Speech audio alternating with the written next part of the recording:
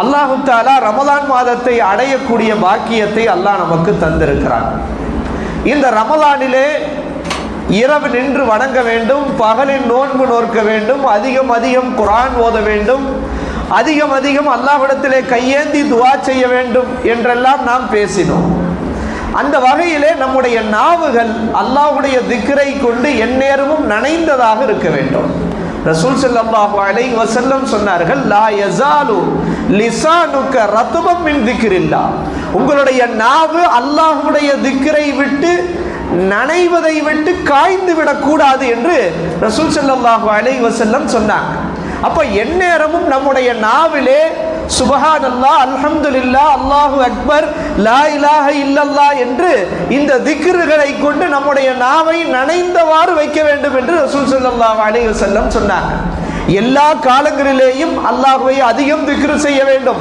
இந்த ரமலானில் நம் வீணான விஷயங்களை நம் நாவுகளை கொண்டு புறம் பேசாமல், தேவையற்ற விஷயங்களை பேசாமல், சில பேருக்கு குர்ஆன் ஓத தெரியாது, சில பேருக்கு குர்ஆன்ல கவனம் செலுத்த முடியாது, வேலை போல அதிகமாக இருக்கும், அல்லது அவங்க கடை வச்சிருப்பாங்க, அல்லது வீட்டு வேலை அதிகமாக இருக்கும், குர்ஆன் ஓதுவதற்கென்று பெரிய நேரத்தை ஒதுக்க முடியாது. அப்படிப்பட்ட தாய்மார்கள், சகோதரிகள், சகோதரர்கள் எந்நேரமும் தங்களுடைய நாவுகளை இந்த ரமலானிலே அல்லாஹ்வுடைய திக்ரிலேயே மூழ்கடிக்க வேண்டும். அல்லாஹ் தஆலா அப்படி திக்ரிலே நம்முடைய நாவுகளை மூழ்கடிக்க செய்வானாக. அல்லாஹ் தஆலா ரமலான் மாதத்தை அடையக்கூடிய பாக்கியத்தை அல்லாஹ் நமக்கு தந்திருக்கிறான்.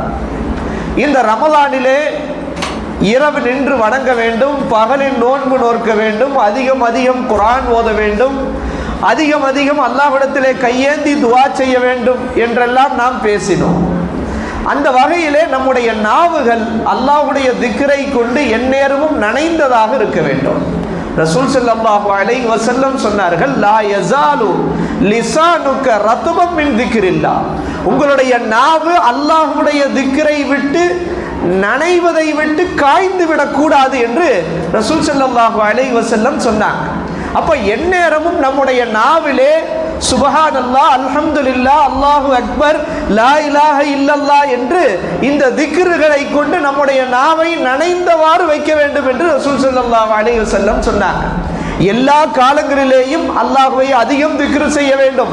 இந்த ரமலானில் நம் வீணான விஷயங்களை நம் நாவுகளை கொண்டு புறம் பேசாமல், தேவையற்ற விஷயங்களை பேசாமல், சில பேருக்கு குர்ஆன் ஓத தெரியாது, சில பேருக்கு குர்ஆன்ல கவனம் செலுத்த முடியாது, வேலை போல அதிகமாக இருக்கும், அல்லது அவங்க கடை வச்சிருப்பாங்க, அல்லது வீட்டு வேலை அதிகமாக இருக்கும், குர்ஆன் ஓதுவதற்கென்று பெரிய